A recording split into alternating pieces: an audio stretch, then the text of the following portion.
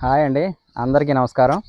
నేను మీ ఎస్‌టీవీ శ్రీధర్ విశాఖపట్నం. ఈరోజు విశాఖపట్నంలోని ప్రముఖ పర్యాటక కేంద్రమైన ఇందిరాగాంధీ జూ పార్క్ గురించి మీకు పూర్తి వివరాలు చెప్తానండి. ఈ ఇందిరాగాంధీ జూ పార్క్ అనేది 1977 మే 19వ తారీఖున అప్పటి దివంగత మన మాజీ ప్రధాని శ్రీమతి ఇందిరాగాంధీ గారి చేత ప్రారంభింపబడిందండి. ఇప్పటికి ఇంచుమించు 47 సంవత్సరాలుగా ఇది రన్ అవుతుంది.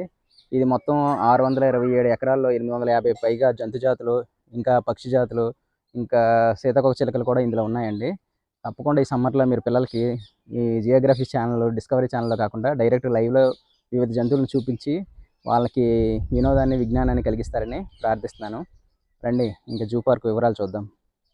ఇది శ్రీకాకుళం నుంచి విశాఖపట్నం వచ్చే రోడ్ అండి. సిటీలోకి ఎంటర్ అయ్యేటప్పుడు అంటే మధురవాడ స్టేడియం దాటగానే లెఫ్ట్ సైడ్లో మనకు జూ పార్క్ కనిపిస్తుంది. ఇది లోపలికి ఎంట్రీ ఫీజు ఏమో పెద్దలకేమో రూ. 70, 3 సంవత్సరాల నుంచి 12 సంవత్సరాల లోపు పిల్లలకేమో రూ. 30 అండి. ప్రతి సోమవారం జూ పార్క్ సెలవు ఉంటుంది. ఇది విశాఖపట్నం వైపు వెళ్ళే రోడ్ అండి. మనం జూ పార్క్లోకి ఎంటర్ అవ్వగానే లెఫ్ట్ ఒక రోడ్, రైట్ ఒక రోడ్ కనిపిస్తుందండి. ఎటు నుంచి వెళ్ళినా మనం రెండో వైపు నుంచి మళ్ళీ రిటర్న్ వస్తాం మెయిన్ గేట్ వరకు.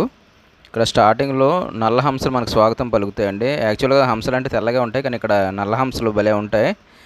ఇక్కడ తర్వాత నీటి ఏనుగులు, కొంగలు ఉంటాయండి.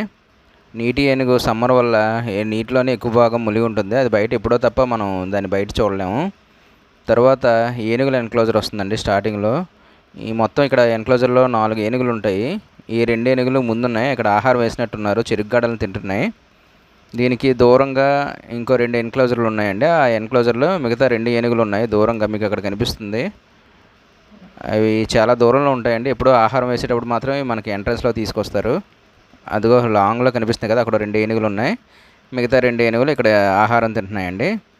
ఏనుగుల తర్వాత స్టార్టింగ్లో మనం లెఫ్ట్లో వెళ్తే మనం ఫోటో దిగడానికి ఫ్రేమ్ ఒకటి వెదురు బొంగులతో తయారు చేసి నీట్గా ఉంటుందండి. అక్కడ కపుల్స్ ఎవరైనా ఫోటోలు దిగడానికి బాగుంటుంది. తర్వాత చిరుతపులి స్టార్టింగ్ ఎన్క్లోజర్లో చిరుతపులి ఉంటుందండి. ఈ చిరుతపులి ఎన్క్లోజర్ పక్కనే హైనా ఎన్క్లోజర్ కూడా ఉంటుందండి. దాని తర్వాత కలకత్తా ఫేమస్ అయిన రాయల్ బెంగాల్ టైగర్ ఉంటుంది. ఈ రాయల్ బెంగాల్ టైగర్ ఆకృతిలో చాలా పెద్దదిగా, దిట్టంగా ఉంటుందండి. ఇది రోజు దీని 10 కిలోల మాంసం తింటుందంట. ఇది చాలా పెద్దగా ఉందండి. చూస్తేనే, అంత దూరం నుంచి చూస్తేనే భయం వేస్తుంది. తర్వాత ఎన్క్లోజర్లో జింకలు, లేళ్ళు, దుప్పులు ఉంటాయి.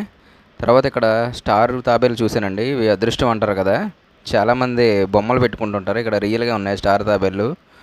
ఈ జూలో ఈ స్టార్ తాబేలు పక్కనే పాములు ఉంటాయి. పాముల తర్వాత మొసళ్ళు ఉంటాయి. ఈ ఎండకి జంతువులన్నీ కూడా పాపం నీటిలో కానీ లేకపోతే నీటి పక్కనే కానీ సేద తీరుతూ ఉన్నాయండి. ఈ మొసళ్ళ ఎన్క్లోజర్ దాటిన తర్వాత బాహుబలిలో రానా గారు ఫైట్ చేస్తారు కదండి, అడవి దున్న. అది గ్రాఫిక్స్ దున్న, అలాంటిది సేమ్ ఒరిజినల్ దున్నని చూశానండి ఇక్కడ. ఇది కూడా దానిలాగే ఉంది. సేమ్ అంటే సినిమాలో చూపించినంత పెద్దగా లేదు, కానీ చూడడానికి మాత్రం పెద్దగానే ఉంది. చాలా బలిష్టంగా కొమ్ములు, అది చూస్తే నాకు బాహుబలి సినిమా గుర్తొచ్చిందండి. మీరు కూడా తప్పక చూసి కామెంట్ చేయండి దీని గురించి.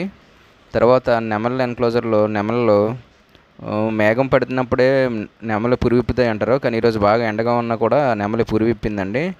ఇది చూస్తే ఈ మోహన్ బాబు గారు లక్ష్మీ ప్రసన్న పిక్చర్స్లో స్టార్టింగ్లో వస్తుంది కదా, అది గుర్తొచ్చింది నాకు. ఈ నెమళ్ళలో రంగురంగుల నెమళ్ళు ఉన్నాయి, దాని పక్కనే తెల్ల నెమళ్ళు కూడా ఉన్నాయండి. ఈ కలర్ఫుల్ నెమలి ఎంటుకలు చిన్నప్పుడు పుస్తకాల్లో దాచుకునేవాళ్ళం, నాకు అది గుర్తొచ్చింది. ఆ తర్వాత పక్కనే పావురంలా ఉండే తెల్ల నెమలి అండి. అసలు నెమలి పింఛం, దీని శరీరం మొత్తం హెయిర్ అంతా వైట్ అండ్ వైట్గా ఉందండి, బాయిలర్ కోడ్ లాగా. అది భలే ముచ్చటగా ఉంది ఇది. ఈ నెమళ్ళు దాటిన తర్వాత జిరాఫీలు ఉన్నాయండి. ఉన్న 2 జిరాఫీలు కూడా ఇక్కడ సెంటర్ ఆఫ్ అట్రాక్షన్ అండి. అసలు ఇండియాలో పెరగవు, ఇక్కడెక్కడో ఆఫ్రికా అడవుల నుంచి తెప్పించారంట ఈ 2 జిరాఫీలని. ఇది మెడ చాలా పొడవుగా, చూడడానికి అద్భుతంగా ఉన్నాయి. దాని ఎన్క్లోజర్ కూడా చాలా స్టాండ్ చుట్టుపక్కల చాలా ఎత్తుగా నిర్మించారు. దీనికి ఆహారం పెట్టే టేబుల్ కూడా చాలా ఎత్తుగా ఉందండి. దాని తర్వాత ఆ పక్క ఎన్క్లోజర్లో బ్లాక్ అండ్ వైట్ మన జిరాఫీ అంటారు కదా, కంచరగాడిద, ఆ కంచరగాడిద ఉంది. వీటితో పాటు చూలు తెల్ల పులి, ఎలుగుబంట్లు, తర్వాత నీటి ఏనుగు హిప్పోపాటమస్ అంటారు కదా, అది, సింహాలు సెంటర్ ఆఫ్ అట్రాక్షన్ అండి.